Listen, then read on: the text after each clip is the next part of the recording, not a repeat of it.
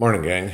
Okay, so Sunday morning now, about 9 o'clock my time, and news out overnight, so thought I'd let you know.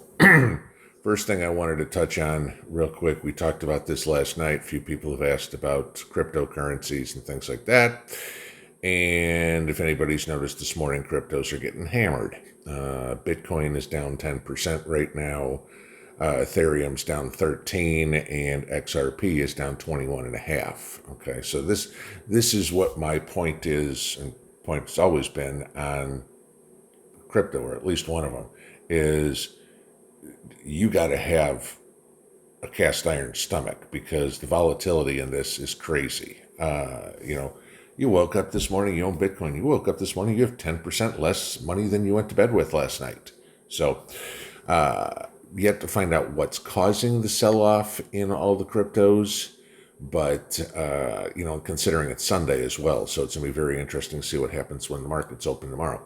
But obviously, crypto values 24/7. So that was that. All right, but the most important part again is what's going on in Ukraine.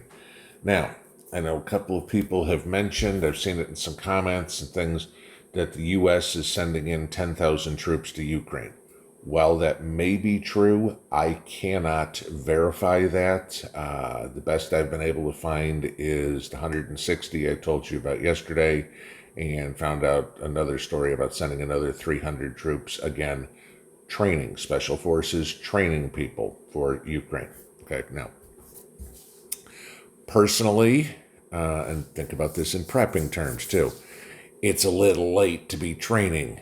All right, you train, you prep when you can. You don't try to prep in the middle of a catastrophe. Okay, it's like, oh, the hurricane hit. Now let's go out and buy beans and rice. Same thing with training. Okay, you train during peace to prepare for war. You don't train during war to prepare for peace. That's just not how it works. So, again, my theory on this is just advanced teams going in to see what we're confronting, and then that will determine, the information that comes back from those guys will determine what kind of force we send. Now, going on further, today seems to be a naval issue more than anything else. Great Britain has now sent the HMS Queen Elizabeth to the region, all right? And they're going to, as the Brits are putting it, to support operations in the Black Sea. Now, I'm going to give you guys this one. Getting into the Black Sea there's a bottleneck to get in, okay? You got to go through the straits to get into it. It's not like you can get in and out easy. You don't have a whole lot of maneuverability. Now, the Russians have 20 warships in the Black Sea right now. You can bet they are they're watching the door, let's put it this way. So my guess is what you're going to see is the Queen Elizabeth, and I guess there's one other ship going with it, will probably rendezvous with the two U.S. ships that were supposedly going to go into the Black Sea the other day, probably rendezvous all together in the Mediterranean. Now, the Queen Elizabeth is outfitted with F-35s. Not a fan of F-35s personally because they just don't seem to work that well. I'd rather see 16s and 18s out there, but it is what it is, and I'm not the Department or Secretary of Defense. So, but with the planes, that will allow, obviously having an aircraft carrier, sending some destroyers or whatever, that would allow air support to anything in the Black Sea area, of course, as well as ground. Now, there's also a story that has come out this morning about the U.S. having a nuclear submarine going into the Black Sea, and obviously into Russian waters. Now, that is going to be a huge issue if this, in fact, turns out true. All right. The story's coming out, that the submarine may have entered. Okay, I don't want to say has because that's it. If it does, that's a violation of the peace treaties, the Montreux treaties, and everything that is going on right now, because no submarines are supposed to be allowed to go into the Black Sea whatsoever. If Erdogan has allowed a U.S. submarine to go in, then that really throws a curveball at everything. Because if we, the U.S., has sent a sub into the Black Sea, then that means everything, we're completely involved. Okay, because again, the only time you violate treaties like this is in times of war. So that would be, for all intents and purposes, a declaration of war. Russia obviously has a complete right to be pissed off about something like that. Okay. Now, the issue that you have there is supposedly you've got Russian aircraft monitoring the path of this submarine. Again, I'm going off of what I've got on one source right here. This is it. Okay, so, but again, finding sources is next to impossible. You know, again, talking about what's on mainstream media here in the U.S., in Europe, in Al Jazeera, you know, anywhere. There's not much being talked about this. So, you know, but if the Russians are monitoring that supposed submarine, I totally believe that they should, and do it. Now, again, remember, I'm not taking sides in this. I'm not pro-Ukrainian. I'm not pro-Russian. I'm just giving you the news on it to pay attention to it. So